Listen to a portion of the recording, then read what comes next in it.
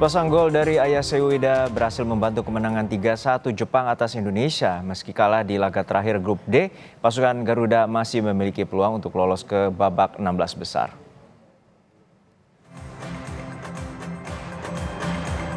Laga terakhir fase grup D Piala Asia 2023 antara Jepang melawan Indonesia digelar di Stadion Al-Tumama, Doha, Qatar, Rabu malam. Sejak awal, Jepang langsung menggempur pertahanan Indonesia. Sayang, pelanggaran Jordi Amat terhadap Ayase Ueda menit keempat berbuntut hadiah penalti. Ayase yang menjadi eksekutor berhasil membawa Jepang unggul 1-0 menit ke-6. Terus menekan, pasukan Samurai Biru berhasil menggandakan skor menjadi 2-0 berkat brace Ayase Ueda menit ke-52. Tertinggal 2 gol membuat Sintayong melakukan pergantian sejumlah pemain. Alih-alih berusaha mencetak gol, gawang Hernando Ari kembali kebobolan menit ke-88 akibat gol bunuh diri Justin Hubner.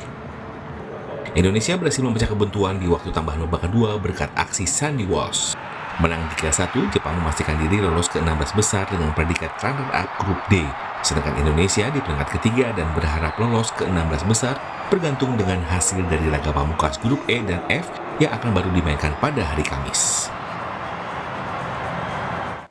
Pelatih Timnas Indonesia Sintayong menanggapi kekalahan Timnas Indonesia dari Jepang pada laga pamungkas grup D Piala Asia. Meski sedikit tidak puas atas keputusan wasit, pelatih asal Korsel ini memberikan selamat kepada Jepang dan ucapan terima kasih kepada Jordi Amat dan kawan-kawan atas usaha yang luar biasa. 네, 일본 팀 일단 축하하고 역시 일본은 좋은 팀이었다고는 인정할 수밖에 없는 상황입니다. 경기 결과에 대해서는 인정하지만 주심에 대해서는 사실 불만도 많고 우리 선수들이 최선을 다한 경기 모습에 대해서는 박수를 보내고 싶습니다.